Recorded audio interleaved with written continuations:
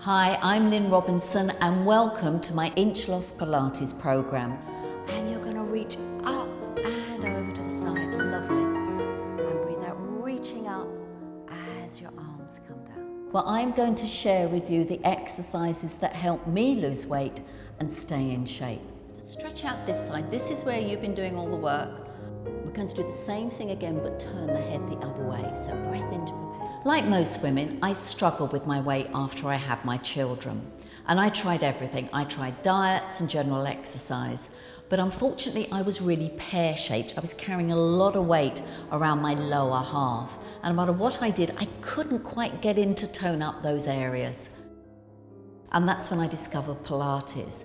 And it was the precision of the Pilates exercises that really helped me to tone up my abdomen, my inner and outer thighs, my buttocks, and my upper arms. All those areas we're all worried about. And then again, head and neck and collarbones widen. Lovely. Now, you're not going to burn as many calories in a Pilates session as you do in a general exercise session. However, for every pound of muscle you build, you will burn an extra 50 calories a day. And again, be careful that the pelvis stays nice and still. What we've done with this Inch Loss program is we've designed a program with exercises that will help to tone your muscles. And because of that, you're going to find that you lose inches around your center. In fact, I'm hoping that you'll gain inches in height, but tone up every part of your body.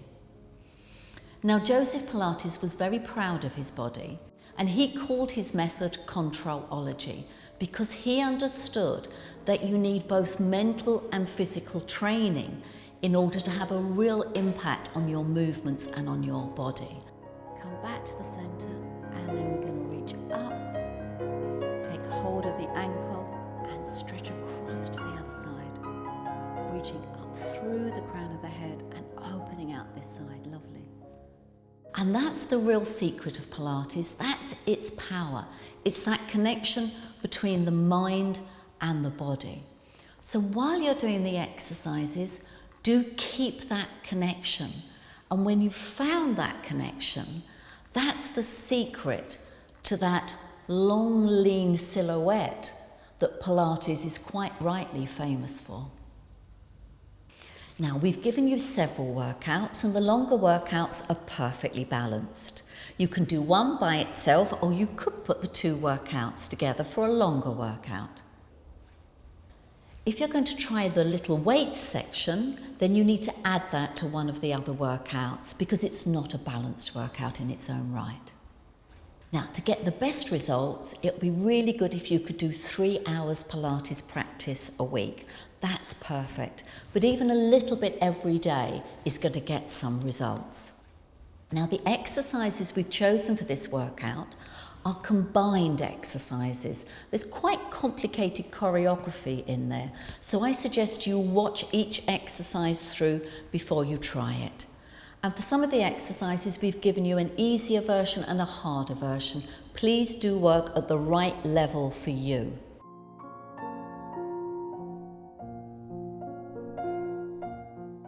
And then finally, to maximize the results, it makes sense that you follow a healthy, balanced diet and that you make the most of your everyday activities by walking as much as you can, by being as active as you can. You'll be surprised how much that incidental exercise adds up. And Pilates isn't an aerobic workout, so you will need to do some aerobic exercise for your cardiovascular health. If you're new to Pilates, it's absolutely essential that you take a look at the fundamental section of the program, where we explain the basic Pilates principles of alignment, breathing and centering, or what we call the ABCs. Now, even if you've been doing Pilates for years, it's a good idea to revisit the fundamentals on a regular basis, just to refresh your knowledge.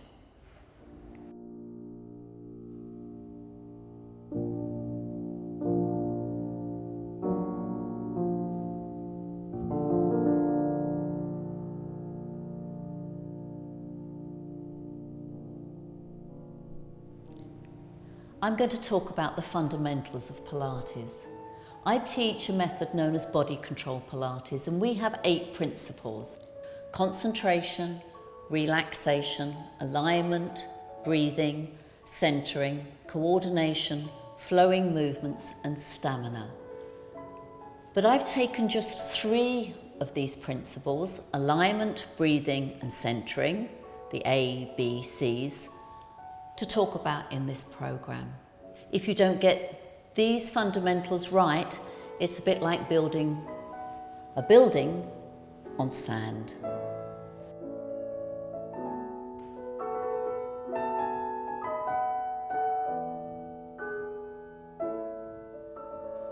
The first fundamental we're going to look at is alignment, and we're going to start with the trunk, looking at the alignment of the spine and the pelvis. Now, if you notice this model here, the spine itself has an elongated S shape with a gentle hollow in the cervical spine, a gentle curve in the thoracic spine, and a hollow here in the lumbar spine. This back part of your pelvis here is your sacrum, and then coming round to the front, you have your symphysis pubis, and at the back here, we have the coccyx, or the tailbone there. And what we're going to look at first of all is how to find the neutral position of the pelvis, where your pubic bone and these 2 points, which are the anterior, superior iliac spines, the front part of your pelvic bones, are level. So to do that, we're going to do an exercise known as the compass. So Laura here is in the relaxation position.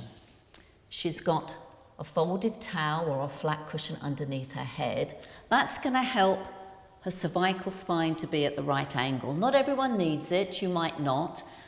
Generally speaking, you want to look so that your face is just parallel to the ceiling, your throat feels open, and you've got a gentle curve in your neck.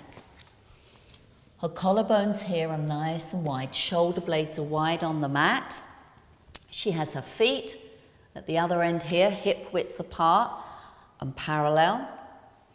And she's got her hands resting now with her fingertips on the pubic bone and the heel of her hand on those anterior superior iliac spines on either side. Now, what we're going to do with the compass is we're going to take the pelvis through 2 wrong positions to find the right one. So just imagine that you have a compass here on your lower abdomen. Your navel is north and your pubic bone is south, and then you've got west and east on either side. We're going to rock first of all north to south, and then we're going to rock west to east, and then we're going to find the mid position. So, taking a breath in, as you breathe out, Laura, just tuck your tailbone, your coccyx bone under, and tilt your pelvis up towards the north. Now, when she does that, it'll feel as though her tailbone has come up and she's lost the curve in her low back, in her lumbar spine. Take a breath in. As you breathe out, let's roll back down through the middle and then very carefully go to south. Now, be careful with this if you have a back problem. Don't do this. So going a little bit the other way. So now the hollow in her low back has increased. She'd be uncomfortable if I left her there for too long, so I'm not going to. I'm going to just get her to roll back up towards the north, So we're gently rocking through two extreme positions. The thigh bones are staying still and rocking back down again, gently the other way. Just feel the range of movement you have there. And once more to north, perfect. And then again to the south, careful with that one. And then we're going to settle in that mid position between north and south, where your pubic bone is on the same level, in the same plane as these two prominent parts of your pelvic bone. So we're now going to go west to east. So keeping the thigh bones still. Laura, if you tip over towards the west, perfect. Back through the center again, and then tip the pelvis over to the east, lovely.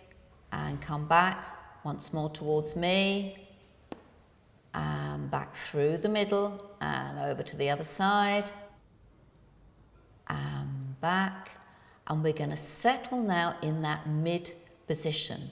You should feel as though the sacrum here, the middle of the sacrum here, is nicely anchored on the mat, and your fingertips on the pubic bone here are level. You've also got to be a little bit careful that you haven't hiked one side up here, so that you keep equal length on both sides of your waist. So you're neither tilted north, south, west, east, but settled in that mid or neutral position. Now this isn't a position that you hold. We're going to be going in and out of neutral as we do the exercises, but it's very useful to be familiar with that neutral position, as it's a good place to start and finish a lot of the exercises. And rolling up, perfect. Take a breath in there. As you breathe out, once you've found this neutral position for your pelvis, it's more likely that you've got a nice neutral position for your spine as well. And we're going to need for you to be able to recognize neutral lying on your back in this position, on your side, in 4-point kneeling, seated, and also in standing, which is what we're going to try next. Now we've come up into standing, it's much easier for you to see that elongated S shape of the spine. Notice the gentle hollow of the cervical spine, the curve of the thoracic, the hollow in the lumbar spine. And you can see the skeleton's already found its neutral position, the pubic bones in a line with the prominent part, the front part of the pelvis here. So he's already found his neutral position. Let's look at that now on Laura. Now Laura is standing nice and tall here. She has her feet hip width apart and parallel. That will help her to find the neutral position of her pelvis. And let's just do a north to south in this position. So let's just tuck the tailbone under. That reduces the curve in her lumbar spine, and then she comes to the south. That increases it. That's uncomfortable, so let's settle in the middle. And then you can really see the lovely elongated S shape of the spine. And that's what we want, that elongation, that axial length through the spine. It's one of the things we're trying to achieve through the exercises. Okay, let's look at it now from front on. So I'm going to turn the skeleton around here. Laura, if you could turn around to the side.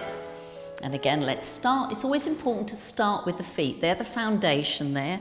Hip widths apart and parallel, knees soft, length through the spine. Now you can see Laura's collarbones here, nice and wide. The collarbones here on the skeleton, nice and wide. And again, Laura's taking the length through the spine so her shoulders can just relax down into her back.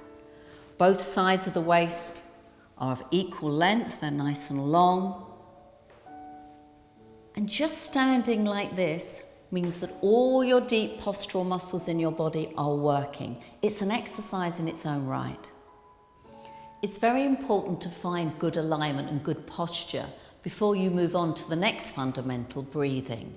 You're never going to get the Pilates breathing right if your posture is cramped and forward. You need to elongate and open the body first. So moving on now to the second fundamental of breathing. And Pilates uses what we call lateral thoracic breathing, which is just a posh way of saying breathing into the back and sides of your rib cage. So looking again at the skeleton, the area we're going to be focusing on are the ribs here, the lower part of the ribs and the back of the ribs. And as you breathe in, I want you to think of your ribs opening a bit like an umbrella opens.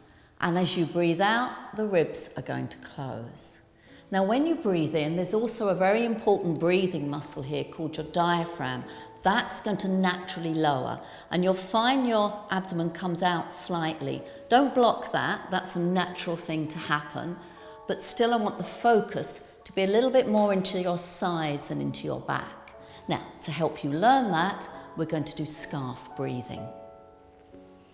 So for this, you need either a band, stretch band, a scarf, or a towel. And we're going to wrap it around Laura's ribs here, nice and wide. If you tie it at the front, it leaves your arms free. Is that fairly comfortable? Lovely. So what this is going to do is give you some feedback.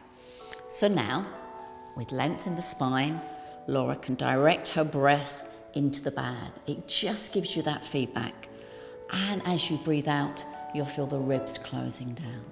So just do this a few times. Just be careful not to force it. It's a natural breath. Don't over-breathe. If you feel giddy, stop, of course. But just getting that sense of the ribs opening and closing. Again, thinking of that umbrella opening and closing. Or if you like, a balloon being blown up and a balloon closing down. And just a couple more breaths. Keep the length in the spine. Keep the shoulders relaxed. Keep the breastbone soft. So the focus is on the ribs. And relax. Now, the other thing with Pilates breathing is we're going to use the timing of the breath. And when we go through the workouts, I'm going to be telling you to breathe in to prepare probably, breathe out to move, or perhaps the other way around. Now, it's inevitable that to start with, you're going to get a bit confused. The main thing is you keep breathing. Don't stop. Don't hold your breath. If you get a bit mixed up, just continue with trying to breathe into your back and into your sides. You're also going to see that we'll use the timing of the breath to help facilitate particular movements. So your ultimate goal is to get the breathing right. But as Mary Bowen, one of the lovely elders of Pilates, once told me, it took her 50 years to get the Pilates breathing right. So we've got a long journey before you get it perfect. So we've looked at alignment, we've looked at breathing. It's time now to look at centering and to think about the core. And for this, I want you to think of the core of an apple. It's what runs down the center of you. And it's control of this core that's going to be so important for the Pilates exercises. If I can let you look after that for me for a minute, Laura. Thank you. So we're going to be utilizing the internal cylinder that's created by your abdominals, your back muscles. I've already mentioned the diaphragm, your breathing muscles, and the bottom of the cylinder is your pelvic floor. And this flexible internal cylinder is what's going to help us give support to your spine and help you to achieve your core stability. So what we need to do now is learn how to engage your core muscles. And this is where there are lots of different ways you can do it. And different schools of Pilates use different cues. You can use zip and hollow, you can use scoop. Joseph Pilates used to say navel to spine to engage these core muscles. And what we're going to do now is to investigate what is probably the best way, or what I think is the best way to find your core muscles.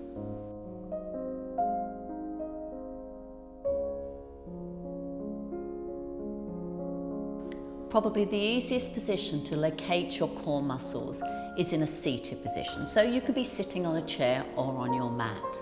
Now, we're going to initiate the movement from your pelvic floor and draw the muscles up from your pelvic floor, up inside, until we can find those deep abdominals, and they're going to support your spine. So, there's no polite way of saying this. You're going to start the action from your back passage. And I want you to imagine you're about to pass wind, okay? So what you can do is you're going to gently squeeze your back passage as if you don't want to pass wind, and then you're going to bring it forward to your pubic bone, and then you're going to draw the muscles up inside, and as you do so, you should feel your lower abdomen gently hollow. So let's try that. So we're sitting nice and tall. Take a breath in wide to the ribs. As you breathe out, gently squeeze your back passage, bring it forward to your pubic bone, and then draw the muscles up inside very gently until you feel your lower abdominals just hollowing out. Now hold that and breathe. So this is why you have to breathe wide and full into the rib cage. And then release. Let's try that again. Breath in.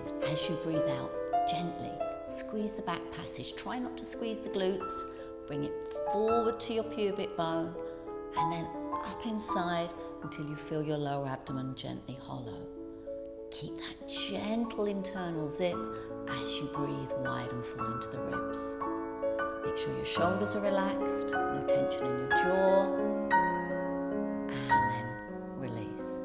It's a very subtle action, and different people find different cues help them to find it best. If you find that cue of zipping up from the pelvic floor too difficult, you can of course just gently scoop your abdominals or do navel to spine. What is important is that the action is done very gently and that you don't zip up inside too hard.